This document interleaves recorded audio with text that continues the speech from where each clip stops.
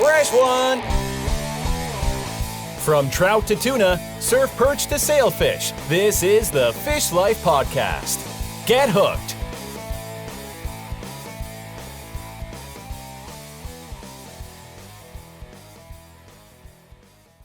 All right, I'm recording. Cool. I'll give you some introduction. Be like, my guest today is Nicky Vu.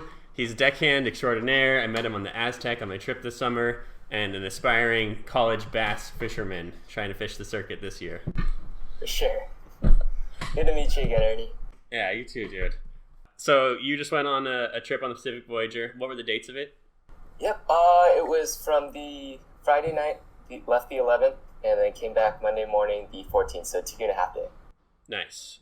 And it's a group you fished with before? Yeah, it's a SC Surfishing. I don't know if you've heard of that. It's a group we've been running. They've been running for 11 years now, and then before on this boat, and then before that, this charter's been running for like 18 years or something like that. Damn, let's say what's SG stand for?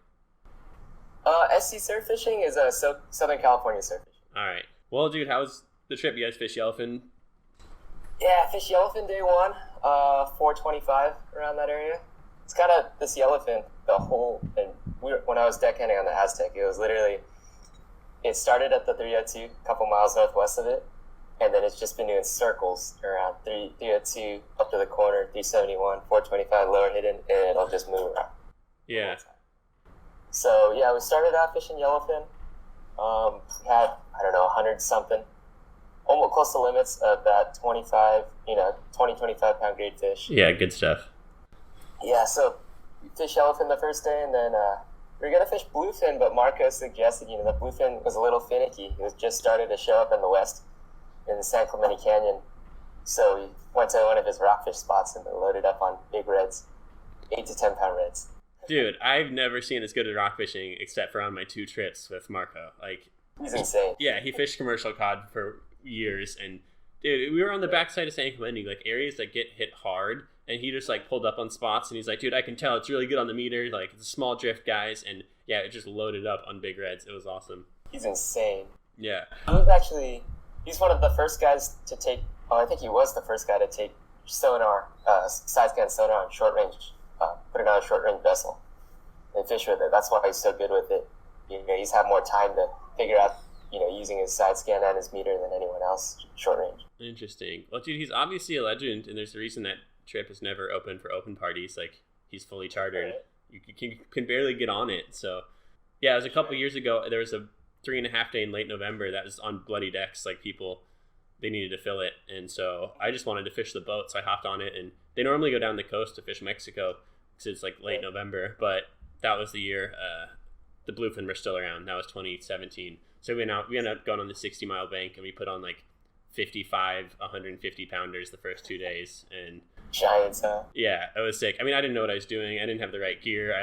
I fought a couple for hours and lost them, and I finally landed one good one, and yeah, I was stoked. But that's epic, dude.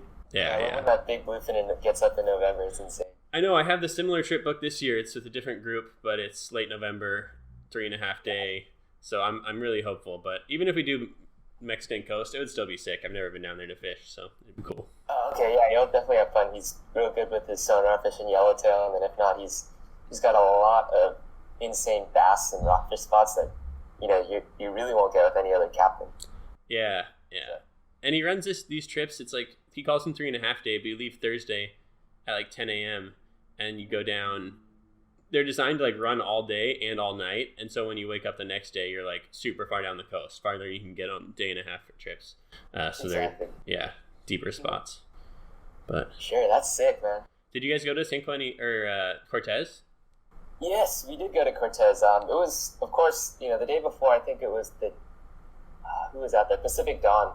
I can't remember if Mike or Pat was running it. They had 70 yellows on Yo-Yo, and then the Tribute went out there. I think they were doing a rockfish survey trip, and they ended up catching 20 yellows, in the midst of rockfish fishing.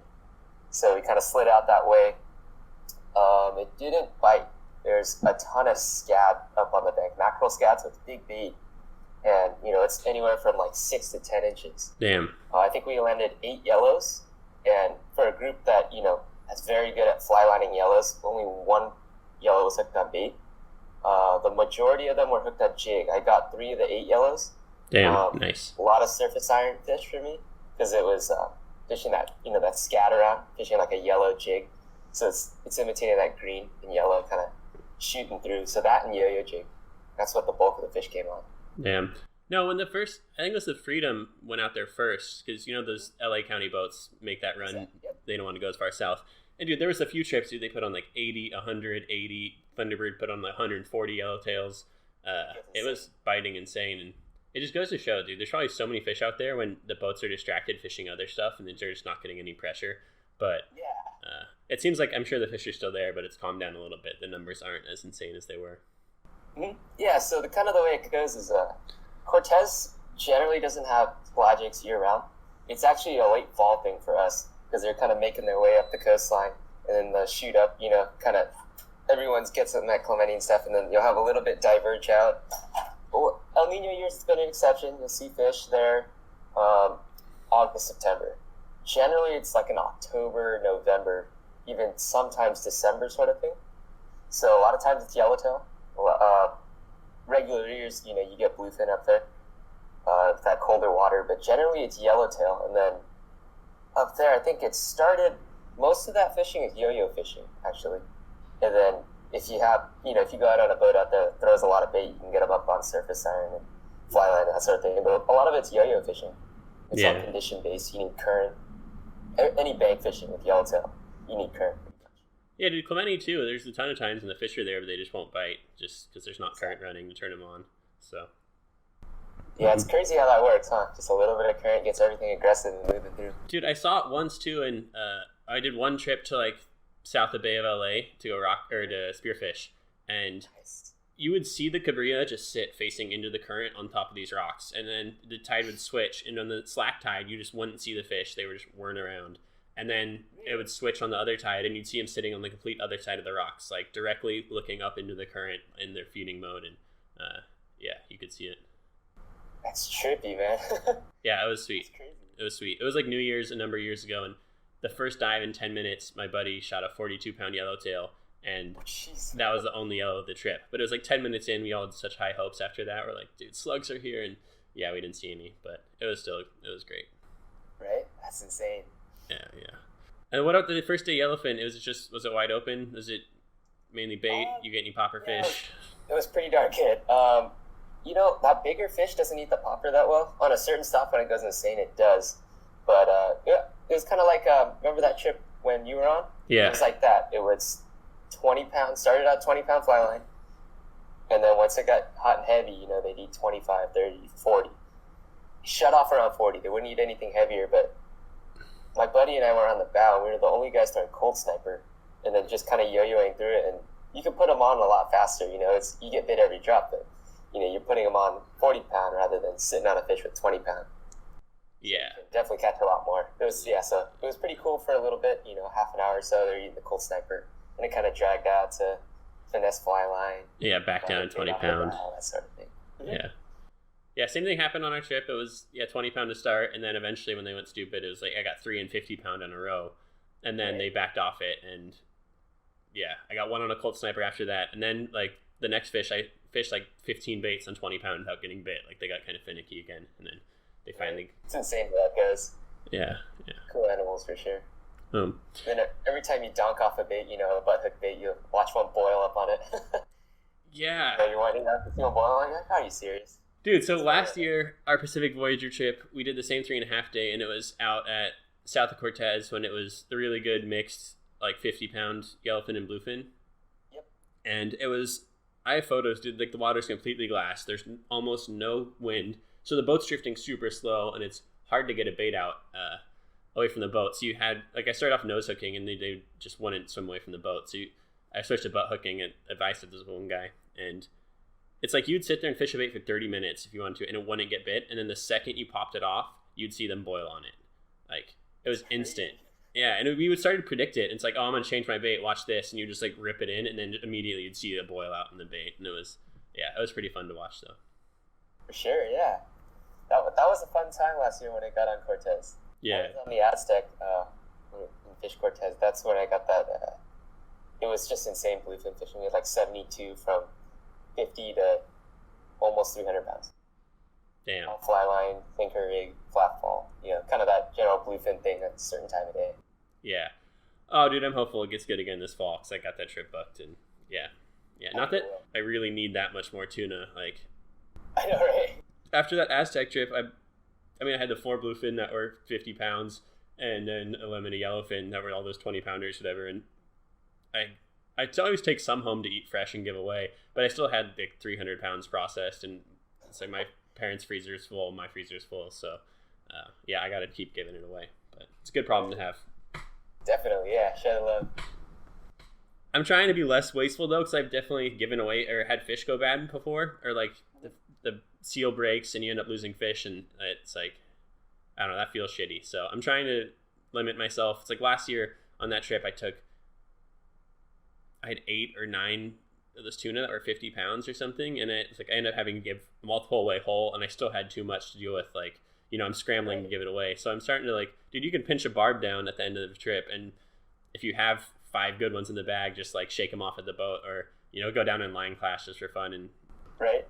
Yeah, like even I'll just, a lot of times on those trips, I'm sure you've seen it. You see someone who hasn't caught a few, and then you give it to him, and then you're like, oh, do you want another one? I'm like, no. Everyone else is like, I think I'm good with fish, and you just break them off both sides. It's insane when you do that, Yeah. I still consider myself pretty new at the whole offshore fishing thing, but I'm able to do well certain trips, but mainly just because I watch the people who are really good. And like, if I had one tip for people, it's like, look, just lose your ego, because so many guys aren't even good, but then they think they're kind of good and they won't like ask for help or like try to learn from something. And I'm just like, I know I'm not that good, so I'll just sit next to them and I ask and try to soak it up. And you can pick up a lot of tips. And like you said, though, you got to be adaptable. It's never the same, really. Your same fundamentals of fly lining bait's the same, but you'll see certain trips, like I've had certain trips where a butt hook bait won't get bit, but then you fish shoulder hook because they're more surface oriented than that yellowfin that sits like now, anywhere from 180 to 60 foot under, and then then they'll shoot up and try and get a bait. So it's just being adaptable, Dude, I'm a huge fan of the shoulder hook now. Like that trip on the Aztec was the first time I used it really successfully, but a lot of the best fishermen I've watched used the shoulder hook. And for sure. So I had 2 baits that I felt get really spooked, but the tuna didn't commit, and I was expecting to get bit and they didn't bite. So I was like, I'll just try a shoulder hook here. And that was the second stop when it was still super picky the first day. And I literally got bit and landed one, got bit and pulled the hook, and got bit and landed one when like almost nobody was getting bit. And all I did was, of course, bait selection and the short cast and all that. But the main difference was just doing a shoulder hook. Right? Yeah. Yeah, it kind of has the same effect with as a butt hook, A lot of people don't think that, they think, oh, it's like a nose hook. But that hook actually rears back, just like a butt hook. And then when you backpedal, that bait, what it's doing is it's drowning them, so he's shooting forward, just like a butt hook. Same kind of deal, but only thing is, especially with bluefin, it works very well because the hook is on the top. They're looking up. You can't see that hook. Yeah. So it's definitely, it's a dynamite way to get bit. Yeah, it's worth practicing. Like, it takes a little bit different, especially with circle hooks, to pick them up and to get it in there nicely without smashing them. But very much so. I'm still learning. But yeah, you practice it enough, and then it becomes easier. And with J hooks, it's really not that bad. So. Oh yeah, not at all. All right, dude. Well, do you have any other trips planned this year? I might hop back during the November for Thanksgiving break. Might hop on the Aztec with Greg again. Hopefully, something's going on or anything like that, or probably fish rock cod. But I think most of this year I'll probably be bass fishing, and then fishing when I go home in December, fishing Corvina. Oh, nice. So about the Bass Club, is it you guys fish the FLW or the BASS stuff? Do you know?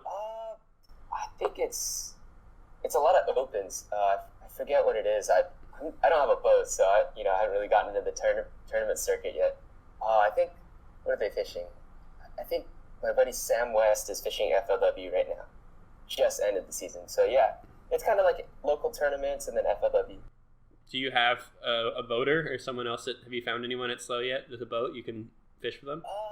I have found people, but they've always already had a partner. Yeah. So that's what we're hoping to do next year. I think so. I've worked this summer, and then I'm gonna work next summer as well. And my buddy and I are gonna go 50-50 and probably do a John boat conversion or something, just to get us out there. Dude, I mean, Fish tournaments. I don't want to say it's not a lot of money, but you can definitely get usable bass boats for, like, I saw a decent one with like 115 on it for sale recently for like 6,000 on Facebook, and Right. yeah, and you can definitely get cheaper than that for like 3,000 even. And I mean, they don't have the big engine; you can't run at 70 miles an hour. But I think that's kind of stupid and silly a lot of the times, anyways. So For sure. Yeah, there's actually a Ranger I was looking at. It's a pristine red Ranger. It's something like 78, but the guy's taking really good care of it, and he wants like 3.2K for it. It's like, oh man, that would be insane.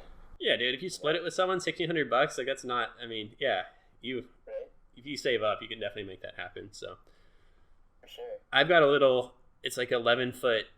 They're like the Livingston boats, but it's not a Livingston, but they're fiberglass, and they're. Got it. But I built just this spring, or in February, March, April. This spring, I built a front casting deck for it and bought a trolling motor and a couple of batteries. So Nice. I have to get. It's got an old 2-stroke that isn't working. I got to tune it up. But I took it to Hodges twice, and it's like perfect for like Murray or like tiny little lakes. Got it. And there's no live wells or anything, but it's fun just to have a trolling motor and mess around. So, but Oh yeah, it gets to fish a different angle and everything, right? yeah, well, dude, we can take it out over Thanksgiving. We should go hit up Murray or Hodges or something. I don't know when Hodges yeah. closes. I think it's in November, but I think it's just closing actually. October. it might be October It's like 31st. February to October. Yeah, But Hodges was good this year. It's really good. dude, I had Seen a lot of big fish. yeah, I didn't. It's like it was. I only got to fish it in February because I'm not in San Diego full time. It was. I moved to London in June, but Gotcha. before that I was living in DC. But I'm like always home for a couple months a year, so I still fish at home a lot. But in February I took my float tube out there, and this one day I caught 5 fish in my tube in like a half day, and there was probably like an 18-pound limit. Just Right? yeah, it was a That's couple insane. 2-pounders and then a couple 4s and then one like 6 or 7. It was just yeah, and the last 3 were all on what the hell is it called? A rattle trap.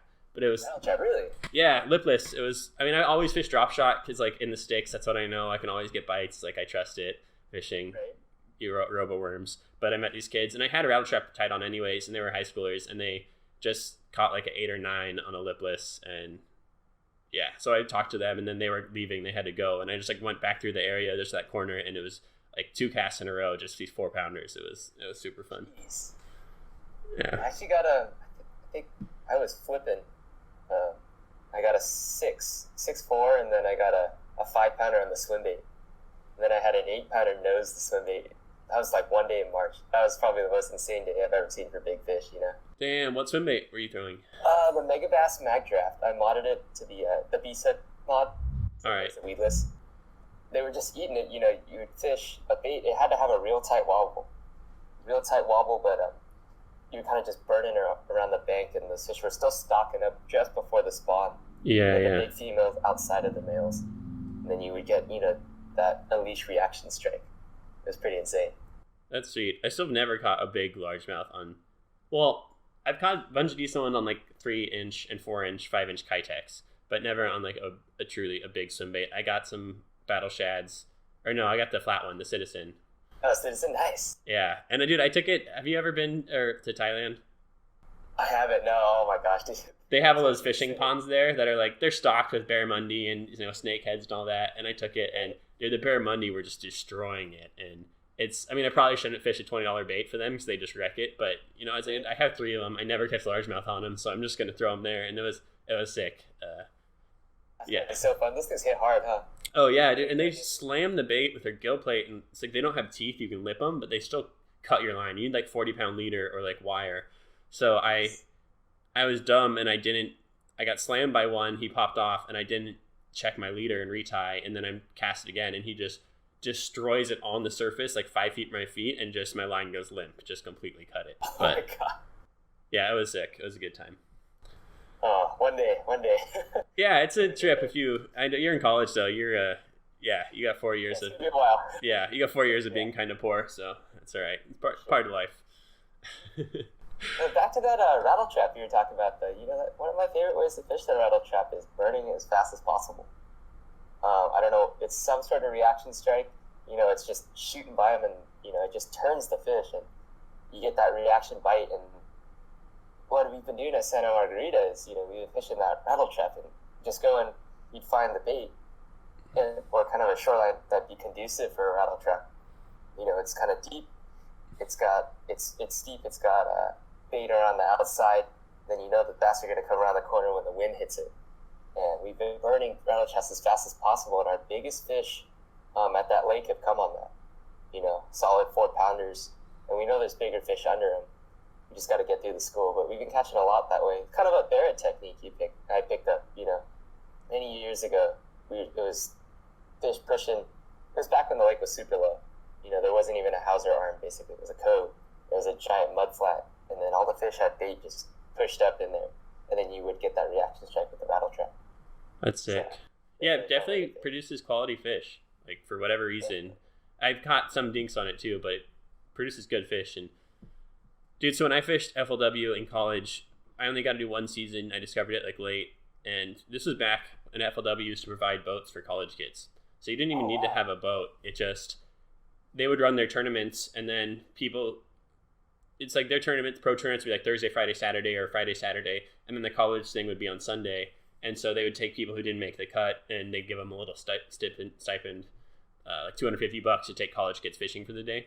So we got to use some really sick bass boats sometimes, and we always did fine. We'd get top 15 out of 50, but we never did that well. And then that's all you needed to get to the regional championship, which was at Clear Lake, and it was the first year they made it 2 days. So we go out. We did a few practice days with alumni, but all the fish were shallow in practice. You catch them in the toolies and then in the top 5 feet. And in the 2 weeks between our last practice and the tournament, it was in October, the fish moved deep. And first thing in the morning, I forgot my bag of plastics. I didn't have my roboworms or my Senkos and that's, dude, I'm a finesse fisherman. That's what I know how to do. So we're scrambling. We couldn't catch a fish. They're all over the graph, streaking below the boat. We couldn't catch anything. And so we go to this place in Clear Lake. It's called Bass Alley. And it's this ridge. It's a flat. And then it's got some rocks along it. And it drops off from 5 feet to 8 feet. Gotcha. And so I catch one on a spinnerbait. And then my partner was Adrian, who's also on the Aztec trip. And he proceeds the next 2 hours to just catch 4 5-pounders on the LV 500. Just sinking it and then just banging it into rocks on there. And it was just, it was insane. We weighed in 22, 23 pounds, and we were first place going into day 2. And day 2, we caught 2 fish and ended up in 9th out of 10. It was a really brutal day 2, but a very exciting day 1. For sure, yeah. But it's all in the LV 500, so I've got a lot of faith. I think the LV, Lucky Craft just makes their lures in the same style are generally better. The rattle traps still work, but the Japanese, they tune their stuff, and they're just a little weighted differently. And I know they're $15 a piece, but they're super nice. Right, I'll gladly take $15 and bang it into rocks. Well, dude, let's talk about how long have you been deckhanding and how'd you get into it? So on the Aztec, I did it for 3 months. Before that, I'd always done a lot of pinheading. Pacific Voyager, and then I think where I really started was on the Mustang last summer. So I went for Steve Gallant, did a trip there, and then what I did was I ran a yacht with my buddy. I don't know if you know Kazi on the Pacific Voyager. Yeah, dude, I know Kazi. He deckhanded my first trip. That was epic, and he was a homie. I liked him a lot. For sure, yeah, he's a real cool dude. Yeah, I ran a yacht with him for a little bit there. So that was real cool, learning everything, fishing sonar, how to slide a boat, that big, all sorts of different things, just a typical boat thing. And then the Aztec is where I really learned how to do it on a sport boat, running, because we basically started fishing on that yellowfin. So you learn how to be efficient with everything, whether it's tagging fish, gaffing real quick, all that sort of thing. Yeah. So this is your first summer doing it full time?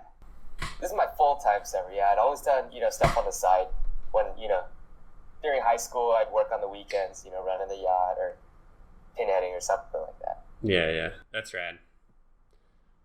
I just discovered it. I think it'd be so sick. I know it's not, it can be a good living for people, but it's good for young people, right? Because it's you can make a lot of cash on the side, not necessarily, Definitely.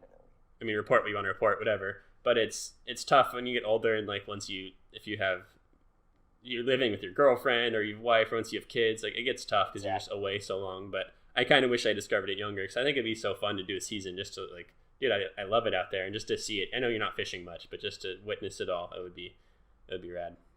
For sure, yeah. There's nothing like, throwing bait and then getting a school to boil up. Every time you throw bait and see that school to boil up, it gets you going. So I'm not over it yet. That's sick. No, I deckhanded on a luxury yacht for a season, which was, I mean, cool, but we didn't fish. Like, we had jet skis and a hot tub, and gotcha. It was sick. We were in the Mediterranean, and I got to see a lot of really cool places, and it was kind of the same deal where you work during the season. You'd only have like one day off for a month or something, and it's just like constant work all the time, but you don't have any chance to spend your money. You live on the boat, you eat on the boat, so by the end of it, you walk off with like a nice chunk of cash. So it was sweet. Definitely, yeah, it's rad. Yeah, kind of the same sort of deal here. Just you get to meet cool people. The influx of people on the sport boats is, people of all ranges, every walk of life, and you get to meet cool people like you, man. It's really cool. Well, dude, there's a lot of good deckhands, and then there's a lot of them aren't that personable though. Or like, dude, I know they're exhausted and salty, and there's a bunch of idiots they have to deal with too. I'm sure those come with the good people. There's the bad people. So it's kind of rare to find a really good and a really cool deckhand, I think. So yeah, it's always cool meeting the. So you're gonna work again next summer on one of the boats? Yeah, either the Aztec or the Pacific Voyager. I know Marco's got a couple guys leaving, so I've known Marco for a long time. He wanted me to deckhand for him when I was 14. I just couldn't make it happen. I was always busy or something. But now it's like, oh, that would be really cool to do. Work for Marco. Yeah, that's sick. Well, dude, if you were like a kid that wanted to be a deckhand, what's some advice you would give them? Just be yourself. In all honesty, what I would do is, sport fishing itself is it's an adrenaline. We sell adrenaline basically. That, and then it's customer service. You see a lot of deckhands nowadays that forget that it is it's a customer service based industry, right? Because at the end of the day, you're paying someone to catch you fish, right? But then you're having that service that goes with it, and that's what puts certain boats over the top of other ones. You have a certain operation that's known better, and so on and so forth. So basically what I would say is go out fishing on a trip. I would start on a half day or 3/4 day boat. That way you see, because it's physically, it's actually, an 18 to 20 hour day, sometimes longer. So it's a long trip. So definitely make sure, you kind of work up to it. Make sure your body can handle it first. And then, be cool with the crew. Definitely, take every advice from them. Just be cool with them. And then ask the captain to just say, hey, be honest with them. I've always, had a passion for wanting to go fishing. And I think deckhanding would be a really cool experience. And, would you ever have, an opening for a pinhead to come on? That's the approach I took for it. And, I've gotten, King used to want me to work on the Eclipse with him. I got a job offer on the Chubasco, a lot of different other boats. It was just being cool with the crew, just when they see you have like a genuine passion to go fishing, that's when, they open up to you. Yeah. That's the advice I would give. That's sweet. I'm tempted to do it, but I'm 29 years old. It's like I'm a little old to pinhead, but. Yeah, I know. They'll take guys like Jeff. I think he's late 40s, early 50s. Yeah. Greg took him. So it's definitely a physical line of work, but it's something that I would trade for, just to have that experience. Gave me a lot of life experience for sure. Just seeing everything, and then you get the fishing experience on the side of that. Yeah. Yeah. Well, I know it hadn't been a crazy summer for cows, and it's mainly been fishing yellowfin. But did you guys get any big ones this summer? I think Greg just ran a trip up that way. I think they were fishing San Clemente Canyon after they did real well in yellowfin, and they had a school of 50 to 100 pound bluefin. I know he had a trip where he got a few like 180s back in, I think it was I think it was July. It's been a crazy year for cows. You see like the private boat guys and the small 6-pack charter guys, because they're specializing in that. Yeah. On a sport boat, you can only get 2 or 3, or even I think Pacific Dawn's doing real well on them, but they're mostly 50 to 150 pounders. So for that big grade of fish, you're only boating a couple, and for a group of 20 to 30 guys, it's not too feasible. But as it progresses in this fall bite, this is when you start to see numbers of the big ones. So I know Greg's got those big bluefin trips lined up. I think it's gonna bite. Dude, I hope it's like they sat on the back of Clementi for a while, like 6 weeks straight, and the private boaters were just destroying them. And the 6-packs, just every day, it was almost guaranteed bites, 2, 3. My buddy, Adrian, went on a trip with a commercial guy, and they went out, and there was like 8 people on the boat, but they put up the kite. They caught 7 cows in like 4 hours and just had to stop. They're like, dude, we don't have any more room. And then they went in closer to the island and picked up an 80-pounder, which the guy like let him keep to eat. And it's like, he's not making a ton of money doing this, but it pays for his trips. He likes to fish, and he's making Right. some money at least. So, but after they sat there, it was like that one wind blew in, I forget, the end of 1 month, and then they kind of pieced out completely. Mm-hmm. And then kind of re-shown up, or I mean, there's been bluefin off of like North County up all the way up like the Catalina Channel to the 9 Mile Bank, and then there's been that 60 to it's mainly the 40 to 60 stuff, but with some 100s and some 125s mixed in. That's been like west towards the Butterfly Blank or wherever, west of the Yellowfin. And then there's at least one report on Bloody Decks of a bunch of big ones up north of Clementi Island. Mm-hmm. But I'm hoping, do you know of the 200 to 300 pounders? Have they shown back up anywhere in numbers? I have a feeling that fish probably did that kind of north loop. Like you said, they're seeing it north of Clementi. Kind of, I would have to bring up temporary real quick and see the chlorophyll, but I believe it does that upper lap. It kind of phases out for a second. They find it on the north end of the island. Then it's going to settle in. Once that, green water gets pushed down, as we get later in the fall, it settles into one of those outer banks, Tanner, Cortez, the 60. So you can do a lot of looking for it, but generally, it kind of fades, like you said, it phases out for a little bit. Everyone focuses on that 60 to 100 pound fish, and then someone goes out and looks at one of those outer banks, does that kind of loop, 60 all the way up, Tanner, Cortez, finds it, and then those guys settle in on it. No, I feel like that's what let the people find the yellows at Cortez. It's like the bluefin disappeared. They went looking for the bluefin. They go check out Cortez. It's always a good spot to look, and then they found the hundreds of yellows, but they didn't find a bluefin there. So. Yeah, I think we did see a bluefin. We did have one boil up in our chum out there. It was a smaller fish, 25, 30 pounder. It was like, oh, that was a bluefin. That was in a bonita. Yeah. So. So I'm hopeful they show back up. But I think it was last year, October, Pacific Dawn had the trip where they took 17 guys and landed 17 cows on the kite, just on a day and a half or something. Just the most epic trip ever.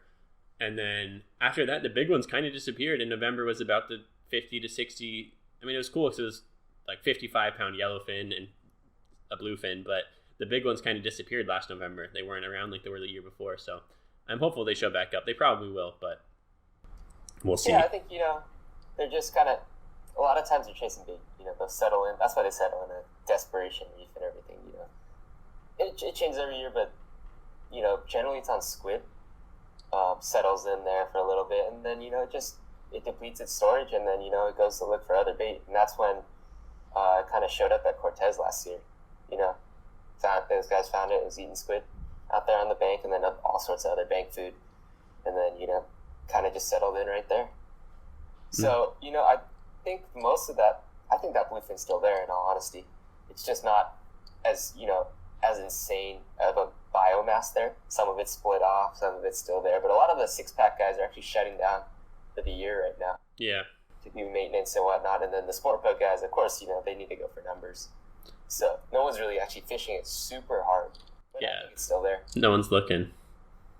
Exactly, yeah. Because you could go meter around on a private boat, but if you don't have sonar, you could be missing a whole lot of fish. Dude, plus it's a far, like, if you want to go check out the 60-mile bank, you got to just run over just miles and miles of yellowfin and smaller moving and ignore it just to go look for the, it's to burn so much gas just to go look. And I mean, I wish if I was rich, I'd just go do it because I'm so curious, but not yet. Maybe one day. I know, right?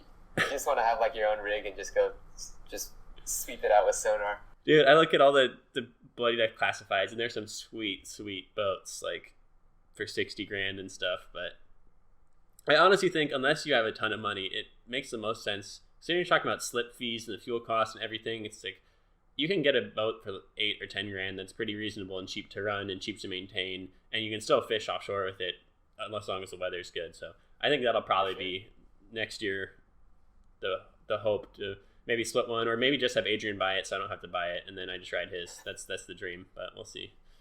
Nice. That would be epic, dude. Yeah, for sure. Yeah. Maybe get a commercial license, Just yeah, just to yeah. It seems like a lot of the bluefin commercial guys, it's like they're not like the true hardcore commercial fishermen. They want to go fish bluefin all the time and then you can sell it. But yeah, I heard that it like the beginning of the season you can get a good price, and then they just got flooded at some point. People are catching so much that, like anything else, supply and demand. Right. Exactly. Well, that's sick, dude. And then at school, do you have your major picked yet? Yeah, marine science. Sick. That's what I'll be studying. Sick. That's cool. Get away from the ocean. I want to. I was living in DC, and there's a Potomac River there, and it's actually a pretty sick little fishery. It's got largemouth and smallmouth, and even walleye, stripers run through it. They get a shad run where millions of shad come up, and they're just everywhere along the bank. You can't miss them. Huge blue cats, snakeheads in the tributaries now too. So it was super fun. But I'm walking along the river, and there's this dude fishing, so I just start talking to him, and he says, "Dude, turns out he's from San Diego. Moved out there for his wife's work, which is very similar to I moved out there for my girlfriend's work." And he was just super cool and a homie. And then turns out his brother is... Do you ever go on Bloody Decks or on SD Fish? Not too much, no. I have a lot of friends on there, but... Yeah. Well, there's a guy in SD Fish. His name's Q, but he's the local biologist for the Fish and Game for like Southern California and covers this whole area. But, dude, it sounds like such a cool job. He does the stock at all the different lakes. He talked about how they pulled a bunch of fish out of Barrett and they put them in some other unnamed lakes. He didn't want to blow it up. Just to get the numbers down so the size would go up. And dude, his brother had stories of just going to lakes that you're not allowed to fish because they have to take samples like for his work, or going places at night. And it's just dude, that seems like the dream. So I know his brother. I mean, we became kind of friends, so I want to interview him because I feel like dude, there's so many things that fishermen just don't get, or like they think. Yeah, exactly. Like you think you know it because you see it, but there's a whole ton of other things. Like you can make a cast, but you have 10 other fish that looked at it and you never got a bite from them. Yeah, or see that a lot, the bass guys that think like, why aren't we putting trout in Murray or Miramar anymore? It's like, well, dude, trout cost a ton and the bass are eating them. Like there's limited shore access. People don't go there to trout fish, and it's not a very good use of our resources to plant trout as bass food. Like I know the big swimbait guys love it, and that's how we got our shot at these 20 pounders, but it doesn't make sense from a management point of view. So there's certain things that anger fishermen that just, if they could get the management side of it, it's like these people he's genuinely interested in making us have good fisheries and healthy fisheries. Like they're not trying to hurt it, or they're not saying screw the bass guys, let's starve them. It just they have limited budget and they got to do what they got to do. So exactly, yeah, I get both sides of it. Of course we all want trout, for bass food, but like you said, you can only do so much with the budget that you have.